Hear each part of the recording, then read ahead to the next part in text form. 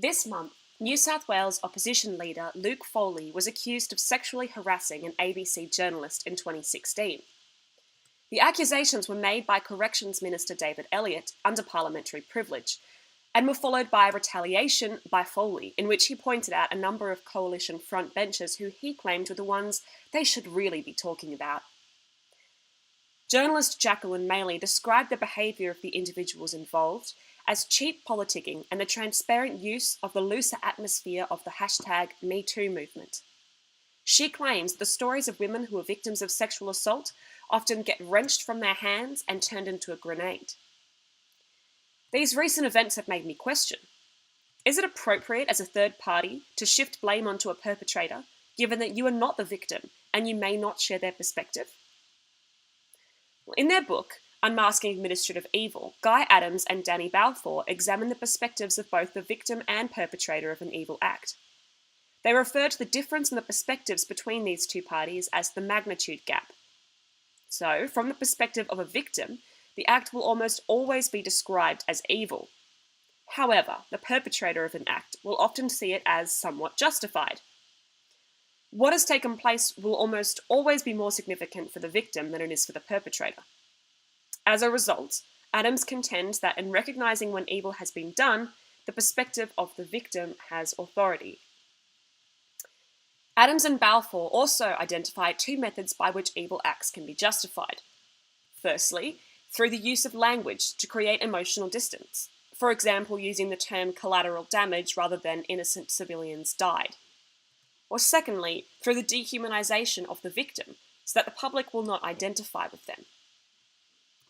Journalist Jane Gilmore runs an Instagram page called Fixed It Headline, in which she edits the headlines of tabloid articles about sexual and domestic violence.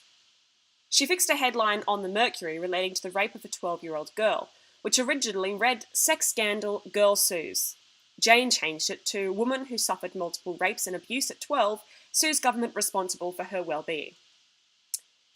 More recently, Jane changed a headline found on news.com.au which read, "Wife killed after lesbian affair and small penis taunts, court hears," to, "He couldn't take the rejection and killed his wife, court hears." It can be argued that the original headlines that Jane refers to take the perspective of the perpetrator, and that they downplay the impact of the evil act on the victim. Language is used to create a disconnect from what has actually happened. A sex scandal sounds considerably less traumatic than saying that a 12-year-old girl was raped. The articles also attempt to create distance between the victim and the normal everyday person, in order to dehumanise them. The woman killed by her husband is defined by her lesbian affair and small penis taunts, making her seem like someone worse than or different to any other woman who happens to be married.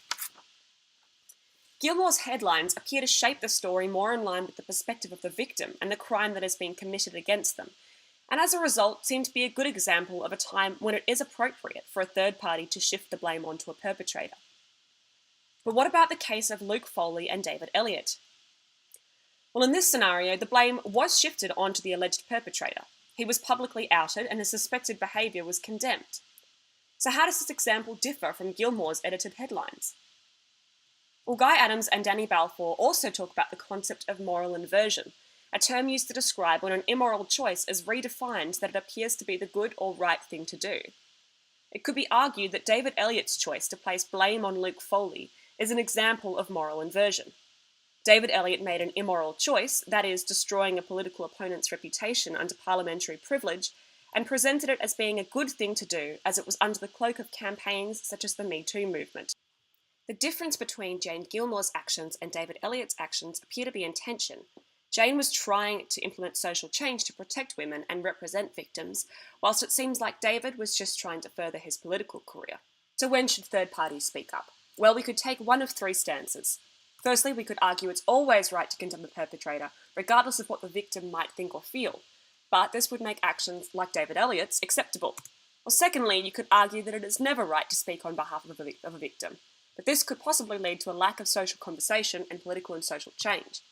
Or you could argue that it is only right to condemn a perpetrator if you intend to accurately represent the nature of the crime and the perspective of the victim. Given that the difference between Jane and David's actions was intention, this approach would help to differentiate the usefulness and validity of blame from third parties.